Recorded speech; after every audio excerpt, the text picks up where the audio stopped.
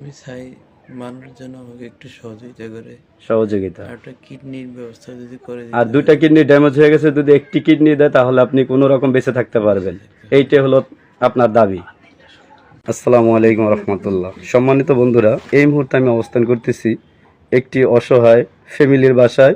এটা হলো হাজারীগঞ্জ ৩ নং ওয়ার্ড। খুবই মর্মাহত অবস্থা, তার দুইটি কিডনি ড্যামেজ হয়ে গেছে। তো বিস্তারিত এখন আমি তার সাথে কথা বলবো। আপনারা সবাই ধৈর্য সহকারে ভিডিওটি দেখবেন এবং ভিডিওটি লাইক কমেন্ট শেয়ার করবেন।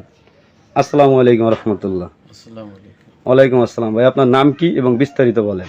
মোহাম্মদ হাসনাইন। একটু জোরে বলেন। মোহাম্মদ হাসনাইন। হাসনাইন। তো মূলত আপনার এই সমস্যা কতদিন ধরে আপনি এই অসুস্থ অবস্থায় আছেন? আজকে প্রায় 4 মাস চিকিৎসা আছি। 4 মাস চিকিৎসা চলতেছে। জি। তো এই পর্যন্ত চিকিৎসা করে ব্যয়বহুল সব খরচ আপনার হয়ে গেছে? যে যা ছিল সব খরচ। সব খরচ হয়ে গেছে। এখন আপনি মূলত এই ভিডিওর মাধ্যমে কি চান?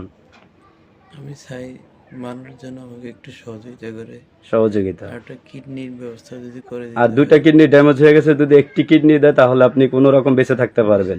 এইটাই হলো আপনার দাবি। উনি অনেকটা বেশি অসুস্থ। দেখেন 4 মাস যাবৎ এই যে বিছানায় শুয়ে আছে, সে এত পরিমাণে অসুস্থ যেটা আমি কাছে না আসলে বুঝতে পারতাম না।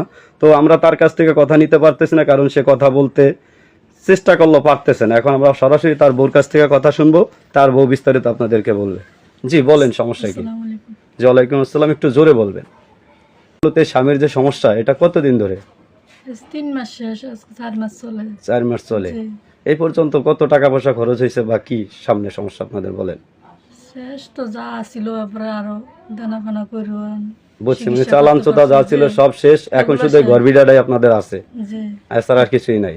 তো এখন মূলত আপনারা কি চান ভিডিওর মাধ্যমে এখন বলে? চাই মানুষে যদি আমার স্বামীকে কিছু সহযোগিতা, আর যদি পারে কেউ কিডনি দিয়ে সাহায্য করতে, সেটা যে কিডনি দিয়ে সহযোগিতা করতে পারে, তাহলে আপনাদের অনেক উপকৃত হয়। যে আর 3টা সন্তান আছে। 3টা সন্তান আছে। যে দর্শক, এই যে পাশে যে একটা বাচ্চা দেখতে পারতেছেন, আর একটা বাচ্চা মাদ্রাসা। এই যে দেখেন একবারে ছোট্ট একটা বাচ্চা, এই যে দেখেন দর্শক, 1 মাসের বাচ্চা। দেখেন এই বাচ্চার দিকে তাকাইলে তো মায়া লাগে ভাই। আপনারা যারা ভিডিওটি দেখবেন অবশ্যই সাহায্য করতে না পারলেও ভিডিওটি শেয়ার করে দেন। আসসালামু আলাইকুম রহমতুল্লাহ। ওয়ালাইকুম আসসালাম। আপনারা একটু আগে যার সাক্ষাৎকারটা নিয়েছেন উনি হচ্ছে আমার ভগ্নিপতি ও আমার ফুফাতো বোন। তো দীর্ঘ 4 মাস ধরে তারা এই রোগে আক্রান্ত। তো সেই সুবাদে আমরা অনেক চেষ্টা করেছি, ঢাকাতে গিয়ে চেষ্টা করছি এটাকে কিভাবে সুস্থ করা যায়। তো একটা পর্যায়ে নিজের যতটুকু ছিল সেটা খরচ হয়ে গেছে, এবং আমরা এগুলা খরচ করার পরে